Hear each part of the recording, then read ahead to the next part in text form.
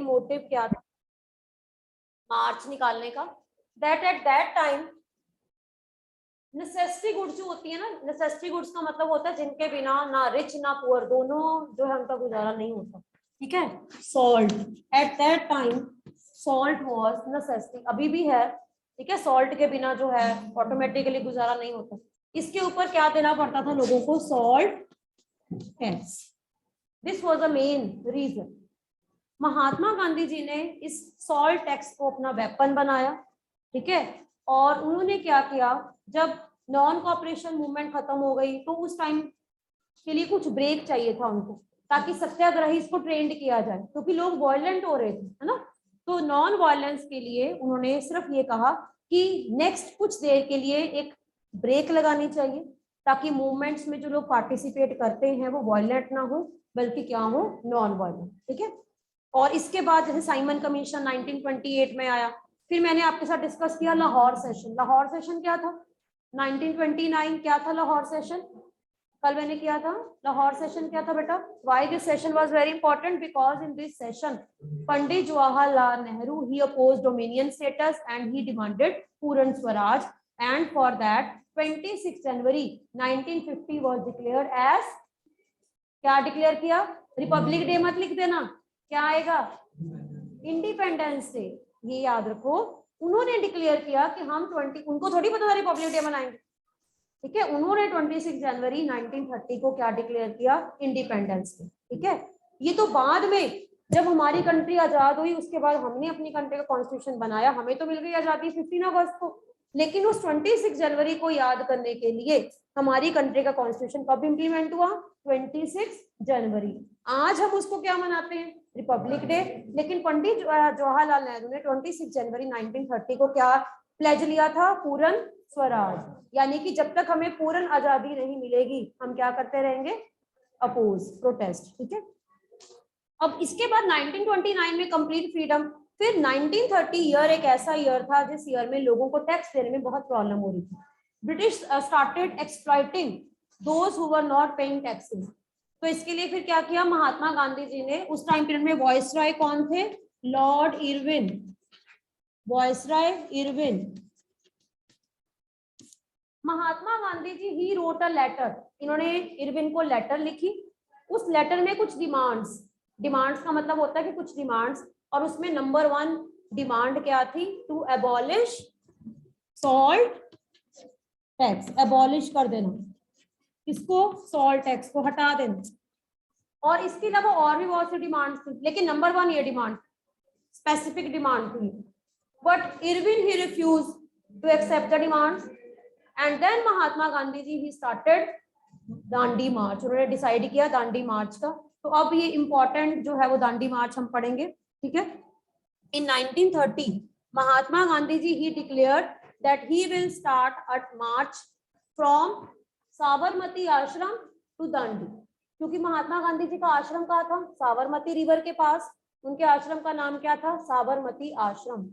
अपने आश्रम से उन्होंने दांडी कोस्ट जाने का डिसाइड किया। तो ये कितनी दूर था, 240 माइल्स,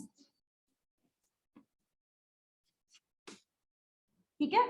और इनके साथ स्टार्टिंग में टोटल आश्रम से कितने लोगों ने स्टार्ट किया पैदल चलना, कितने, 78 फॉलोअर्स। और हर रोज ये कितना माइल्स कवर करते थे, 10 माइल्स, हर रोज 10 माइल्स कवर करते थे। तो इनको कितने दिन लगे मार्च पास करने में, 24 डेज, ये याद रखो अब, ठीक है। दांडी मार्च में आपने क्या बताना है, that he started with 78 followers, covered 240 miles, हर रोज कितना डिस्टेंस ट्रेवल करते थे, 10 माइल्स। फिर रात के टाइम रुक जाते थे किसी पर्टिकुलर जगह में अपने फॉलोअर्स के साथ, फिर नेक्स्ट डे फिर ट्रेवल करते थे। ऐसे करते करते उनको कितना टाइम लगा, 24 डेज, ठीक है, 24 days. And then he reach finally at Dandi coast. जब वो वहां पे पहुंचे, यहाँ पर उन्होंने क्या किया, at that time salt making by Indian was illegal. At that time salt manufacturing का जो राइट था उसके ऊपर ब्रिटिश गवर्नमेंट की मोनोपोली थी। मोनोपोली क्या होती है? राइट टू ट्रेड, यानी कि सॉल्ट में जो ट्रेडिंग, सॉल्ट को बनाना, उसको बेचना, that was under the control of Britishers. लेकिन महात्मा गांधी जी ने क्या किया, जब वो दांडी कोस्ट पहुंचे, ही बॉइल द सी वाटर, पानी को गर्म किया, और अल्टीमेटली क्या हुआ, जब सी वाटर को गर्म करोगे तो क्या होगा, सॉल्ट बनेगा। और अल्टीमेटली उन्होंने क्या किया था, he broke the salt law. ठीक है, ही ब्रोक सॉल्ट लॉ, कानून को तोड़ दिया उन्होंने, broke salt law, and many people with him follow the same process. बहुत से लोगों ने उसी प्रोसेस को फॉलो किया। Women and man they also supported. इसमें आप एक सीन भी देख रहे हो, रियली आपकी बुक में है, उस टाइम का सीन है। ठीक है, एंड इस तरह से जब महात्मा गांधी जी ने दांडी मार्च स्टार्ट किया, तो ये एक तरह से किसकी स्टार्टिंग थी, सिविल डिसओबीडियंस मूवमेंट। अब यहाँ पे सिविल का मतलब क्या है, सिटीजन्स। सिविल कौन डिसओबे करेंगे, सिटीजन्स। डिसओबीडियंस मतलब क्या करना, डिसओबे करना, लेकिन वॉयलेंट नहीं, क्या है, non violence, civil disobedience movement. So this salt march was the starting of civil disobedience movement. ठीक है, तो ये आपने सारा बताना। अगर आपको आता है write a note on Dandi march, civil disobedience movement, तो ये सारा बताना है। सिविल डिसोबीडियंस भी आता तो भी यही बताओगे। Ultimately this was the starting of civil disobedience movement. इसके अलावा सिर्फ इतना ही नहीं, इसके अलावा those who follow Mahatma Gandhi ji in this, तो सेम बताना आपने, ये आपने बता दिया। फिर आपने बताना many people boycotted foreign goods, same वो नॉन कॉपरेशन वाला ही बताना आपने। ठीक है, हाँ 78 फॉलोअर्स। ठीक है, उसके बाद फिर आपने बताना he and with other followers they boycotted foreign goods, foreign goods को बॉयकॉट किया, लिकर शॉप्स को पिकेट किया। Then many people they stop buying foreign goods, they adopted swadeshi. ठीक है, ये सारा आपने बताना सिविल डिसोबीडियंस मूवमेंट में। ठीक है, उसके बाद मैनी सत्याग्रहीज वर अरेस्टेड। अब लोग अगर डिसोबे करेंगे तो क्या होगा, arrest. And British government arrested many satyagrahis and they were put into imprison, jail में डाल दी।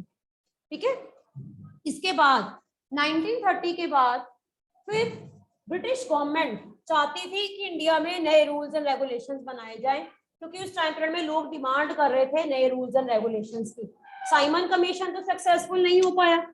ठीक है, लेकिन अब एक हमारी कंट्री में ब्रिटिश गवर्नमेंट ने एक नया एक्ट पास किया जिसको बोलते हैं government of India act 1935। Government of India act 1935। 1935 में हमारी कंट्री में ब्रिटिशर्स ने इंडियंस को सेटिस्फाई करने के लिए, ताकि वो आगे किसी भी मूवमेंट में पार्टिसिपेट ना करें, उनको कुछ प्रोविजंस या कुछ फैसिलिटीज दे दी। इनमें से सबसे बड़ी फैसिलिटी क्या थी, 1937 में प्रोविंशियल इलेक्शंस कंडक्ट करवाना। प्रोविंशियल इलेक्शंस, प्रोविंशियल मतलब है province, areas, local areas. Local areas जैसे इंडिया को हम डिवाइड करते हैं स्टेट्स में, ऐसे ही ब्रिटिश गवर्नमेंट ने अपने टाइम पीरियड में इंडिया को अलग अलग प्रोविंस में डिवाइड किया गया था, इंडियंस को सेटिस्फाई करने के लिए, ताकि इंडियंस उनके खिलाफ आवाज ना उठाएं। 1935 में एक एक्ट पास किया गया और उसमें ये प्रोविजन दी गई कि 1937 में कंट्री में इलेक्शंस करवाए जाएंगे और इन इलेक्शंस में Indians can participate and contest. Indians को क्या प्रोविजन दी कि वो पार्टिसिपेट भी कर सकते हैं और कंटेस्ट भी कर सकते हैं। कौन से इलेक्शंस में, प्रोविंशियल इलेक्शन, लोकल लेवल के ऊपर इंडियंस को पावर दे दी गई कि वो अपने लोकल एरियाज के लिए लॉ मेकिंग में पार्टिसिपेट कर सकते हैं। ठीक है, एंड इस तरह से कंट्री में इलेक्शंस हुए एंड कांग्रेस पार्टी सबसे मेजॉरिटी पार्टी बनी, form 7 out of 11 provinces. Total कितने प्रोविंसेस थे, 11, और इन 11 में से कांग्रेस पार्टी कितने प्रोविंसेस में विनर रही, 7। तो इस तरह से हम ये कह सकते हैं कि उस टाइम पर में कांग्रेस जो थी वो एक लीडिंग पार्टी थी। तो जितने भी आंदोलन या सत्याग्रह जो भी करवाए जाते थे उसमें कांग्रेस और उसके अलावा एक और भी पार्टी थी, दैट वाज मुस्लिम लीग, और मुस्लिम लीग के अलावा 2-3 पार्टीज आपने और सुनी है, स्वराज एंड सीपीआई। तो ये छोटी छोटी पॉलिटिकल पार्टीज उस टाइम पीरियड में बनी। इंडियंस को उस टाइम पीरियड में जस्ट काइंड ऑफ एक इंसेंटिव दे दिया गया इलेक्शंस, ताकि इंडियंस जो है मूवमेंट्स ना करें या किसी भी तरह से पार्टिसिपेशन ना करें। ये पार्टी नहीं थी, ये जस्ट हिंदू ऑर्गेनाइजेशन है ना, self service, security, social service के लिए बनाया गया।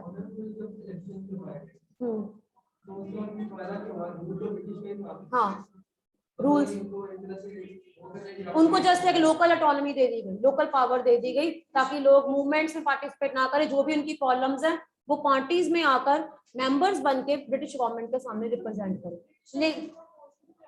हाँ, उन्होंने कुछ इलीगल या ऐसे नॉन वायलेंट नहीं किया, that was a non violent. Non violent का मतलब होता है सोशल सिक्योरिटी सर्विसेज। तो लेकिन फिर भी एक्सप्लॉयटेशन अभी भी कम नहीं हुई, अभी भी बहुत से इंडियंस थे जिनको एक्सप्लॉइट किया जाता था। अच्छा, अब प्रॉब्लम क्या हुई, 1935 का टाइम आया, 1937 प्रोविंशियल इलेक्शंस हो गए, then came second world war. Second world war हुई। सेकेंड वर्ल्ड वॉर का टाइम क्या था, सेकेंड वर्ल्ड वॉर 1939, यानी कि इंडियंस की प्रॉब्लम्स अभी खत्म नहीं हुई।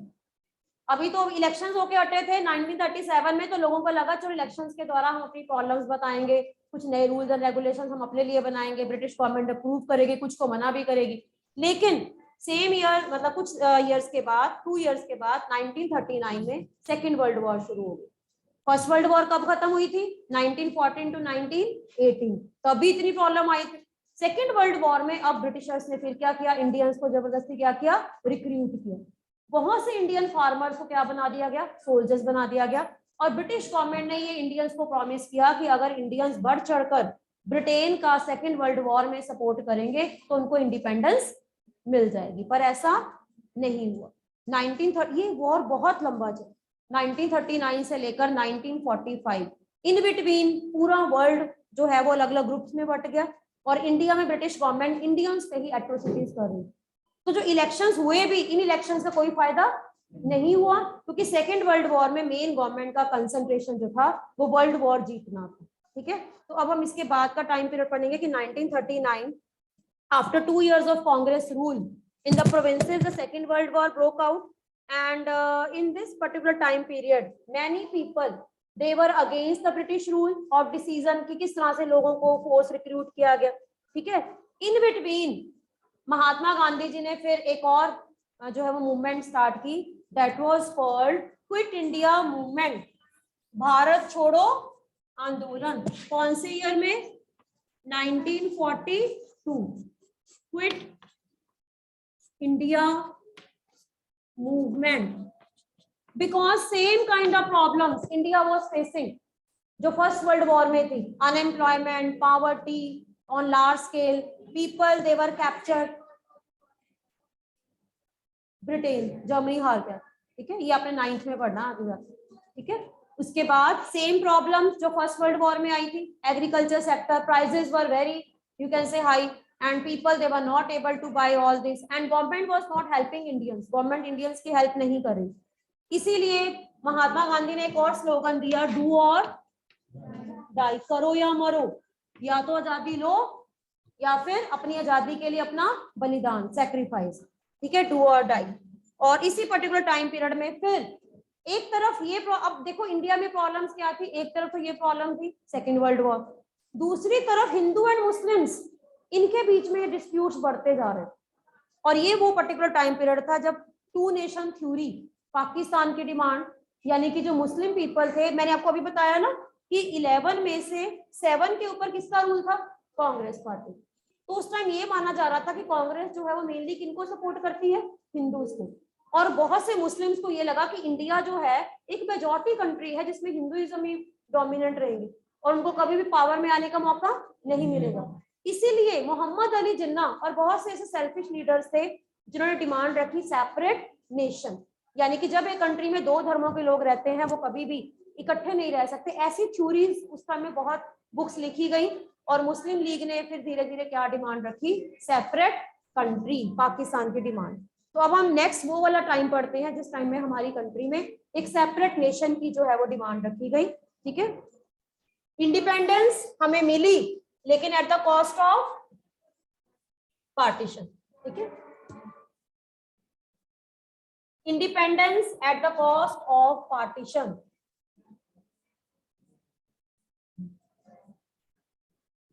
Problem of partition.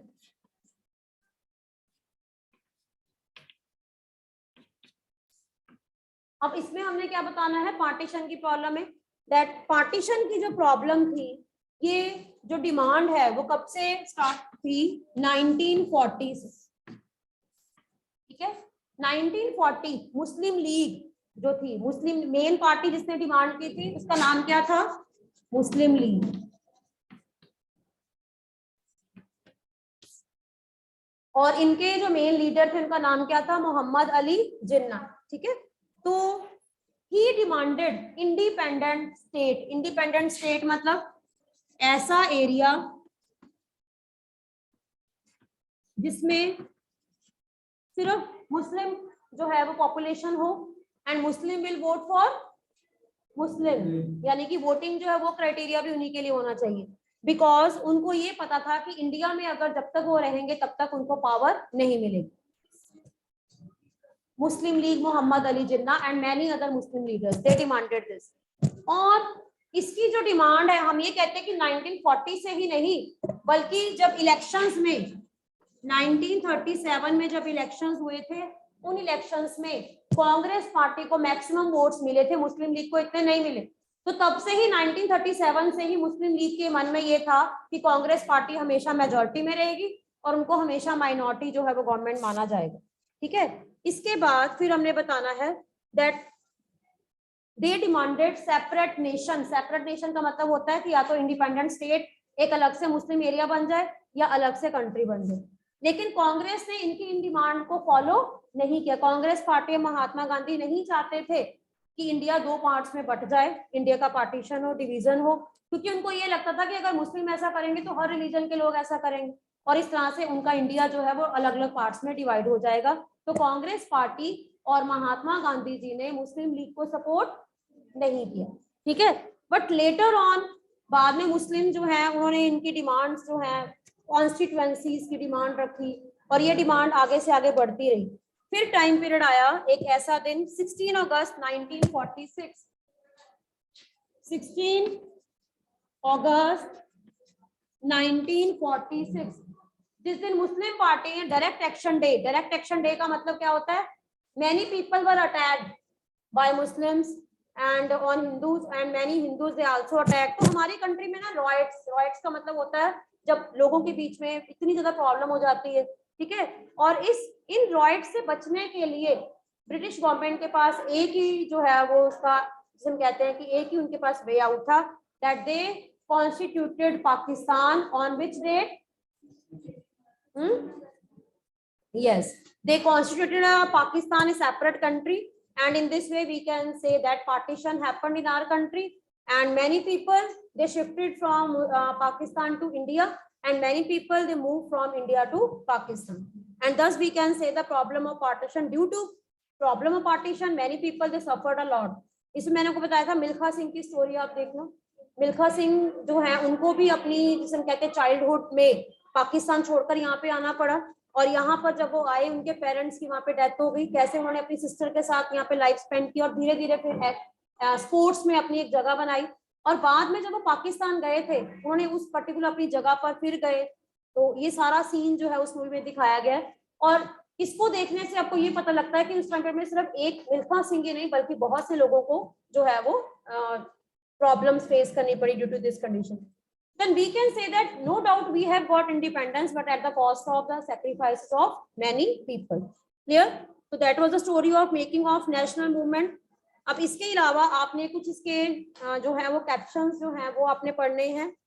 सबसे पहले इसमें आप पढ़ोगे मौलाना आजाद, कुछ पर्सनैलिटीज का कॉन्ट्रीब्यूशन। मौलाना आजाद, मुस्लिम्स, अब ये देखोगे कि आप मुस्लिम्स होने के बावजूद भी they remained in India and supported Indians. ठीक है, Maulana Azad born in Mecca and Bengali, मतलब जो है इनकी फैमिली जो थी मिक्स थी, Bengali and Arabian, but he opposed Jinnah's two nation theory, इन्होंने मोहम्मद अली जो जिन्ना है उनकी टू नेशन थ्योरी को अपोज किया। उन्होंने कहा कि इंडिया जैसी कंट्री में हर रिलीजन के लोग बराबर रह सकते हैं, तो अलग अलग रिलीजन्स के लिए अलग अलग कंट्री बनाने का कोई फायदा नहीं है। He supported Mahatma Gandhi ji values. ठीक है, आगे देखो, नेक्स्ट इज वल्लभ भाई पटेल। वल्लभ भाई पटेल का भी एक इंपॉर्टेंट कंट्रीब्यूशन माना जाता है। यहाँ पे टॉपिक आता है प्रिंसली स्टेट्स का। प्रिंसली स्टेट्स क्या थी? अब देखो, जब इंडिया का पार्टीशन हो गया, इंडिया और पाकिस्तान टू पार्ट्स में डिवाइड हो गए, लेकिन what about those kingdoms which were under the control of separate Kings, independent Kings? ऐसे किंग्स जिन्होंने 1857 के टाइम पीरियड में ब्रिटिशर्स को, हाँ जी प्रबल से प्रॉपर्ली क्लोज योर बुक, ऐसे लोग जिन्होंने 1857 के रिवोल्ट में ब्रिटिशर्स को सपोर्ट किया था, तो ब्रिटिशर्स ने उनको क्या दिया? अलग अलग किंगडम्स दे दी, और इनकी फैमिलीज उन किंगडम्स को रूल कर रही थी। जैसे जम्मू एंड कश्मीर के रियासत हरि सिंह राजा जो थे, ठीक है। तो बाद में जब ब्रिटिशर्स हमारी कंट्री को छोड़कर चले गए, व्हाट अबाउट दीज? ये तो इंडिपेंडेंट थी, तो ब्रिटिशर्स ने जाते जाते जो है इनके ऊपर छोड़ दिया कि whether they join to Pakistan and India, that is their own decision, कि वो अगर इंडिया को ज्वाइन करना चाहते हैं, पाकिस्तान को ज्वाइन करना चाहते हैं, उनका अपना डिसीजन है। इनको कहा गया प्रिंसली स्टेट्स। इनका नंबर था मोर देन 500 से भी ज्यादा थी हमारी कंट्री में। लेकिन वल्लभ भाई पटेल ने इन सभी किंग्स की प्रबल से प्रॉपर्ली, वल्लभ भाई पटेल ने इन सभी किंग्स के साथ मीटिंग्स की, इनको कन्विंस किया कि वो इंडिया को ज्वाइन करें, क्योंकि अगर वो इंडिया को ज्वाइन करेंगे तो only, yes, if they will join India only then Indian army can protect them, and many kings they joined India and they wanted to remain in India, and in this way we can say that after the partition the problem of integration of princely states that have been solved by the Vallabh Bhai Patel.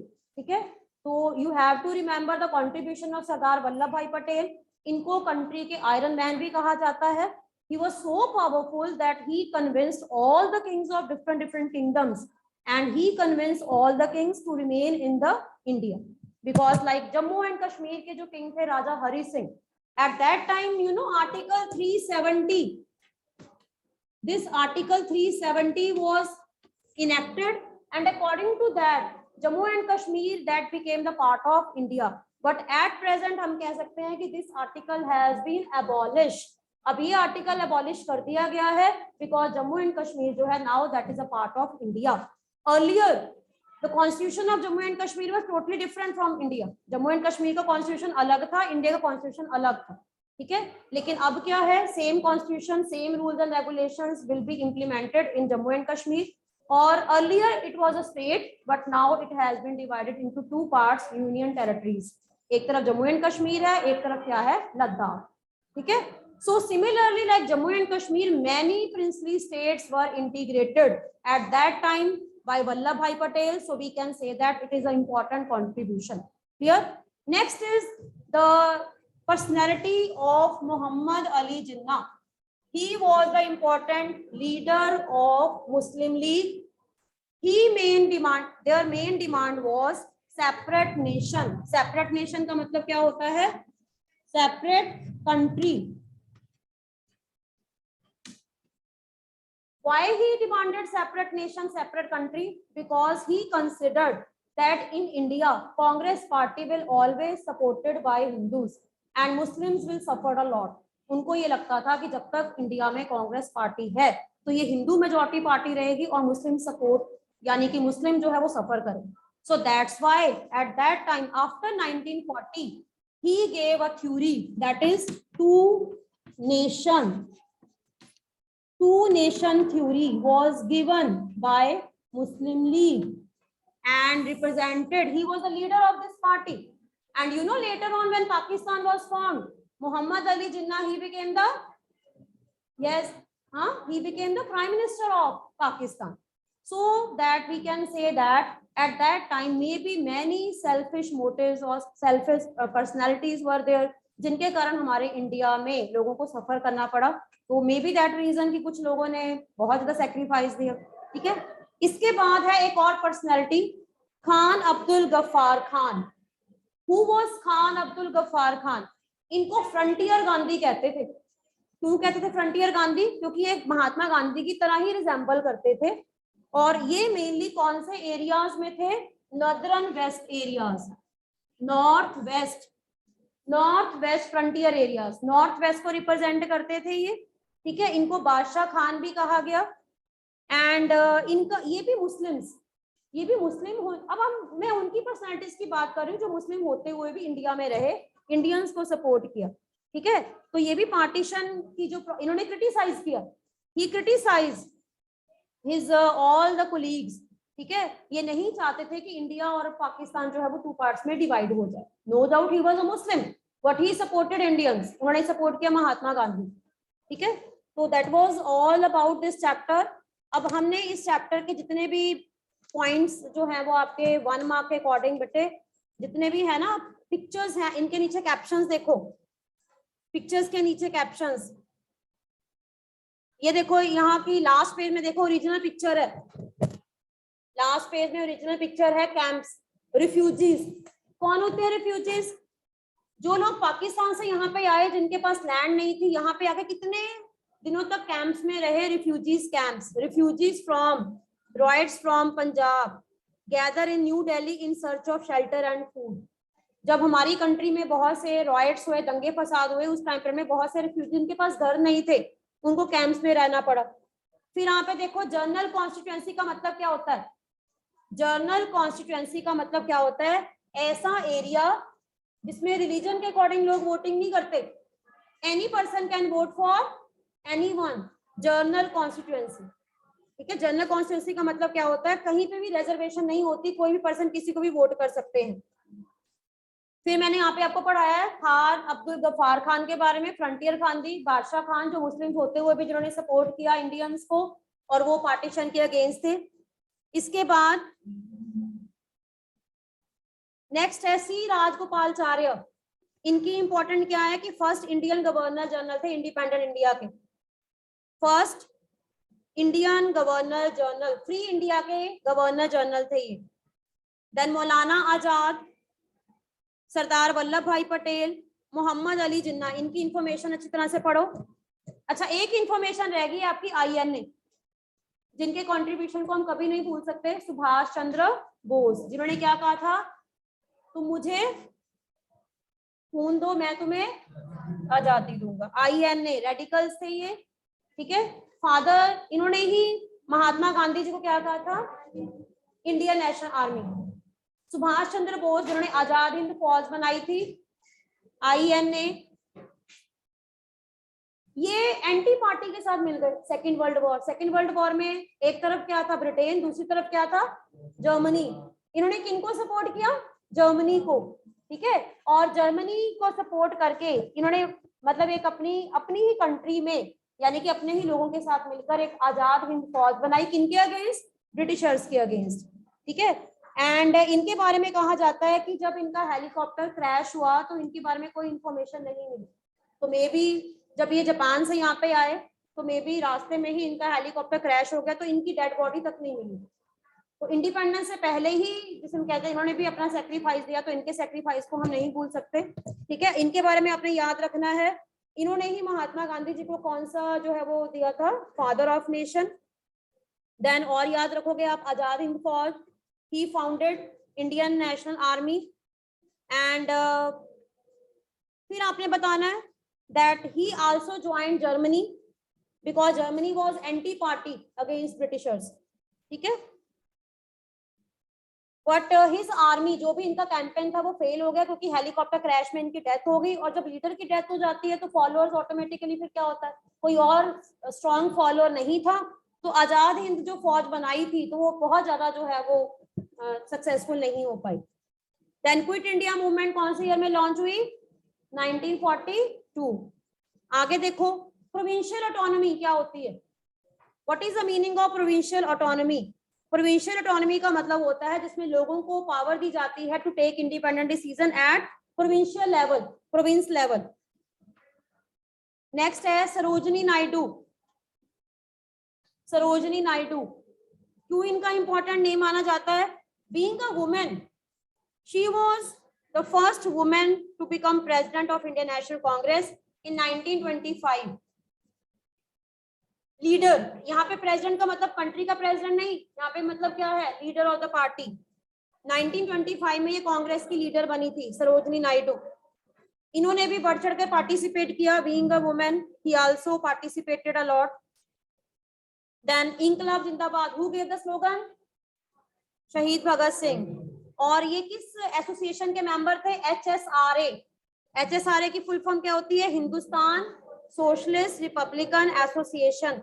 कौन से year में बनी थी? 1928। HSRA, ठीक है।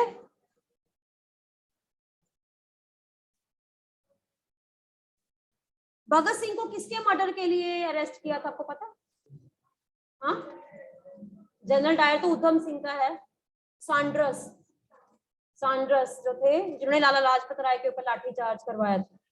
And इन्होंने assembly पे बम जो है वो फेंका था। नो डाउट किसी की डेथ नहीं हुई थी, लेकिन ब्रिटिशर्स के टाइम पीरियड में कोई इंडियन बॉम्ब फेंके तो that's why he was charge. उनको चार्ज किया। आपने मूवीज देखी है शहीद भगत सिंह की? देखी है? शहीद उधम सिंह की मूवी देखी है? साइमन गो बैक कौन से ईयर में? 1928, ठीक है। तो ये सारी इवेंट्स अच्छी तरह से याद रखो। नेक्स्ट हमारा चैप्टर कौन सा है? India after independence. बहुत लेंथी है चैप्टर ये, तो जितना हो सके इसके नोट्स प्रॉपर बनाओ। क्लियर?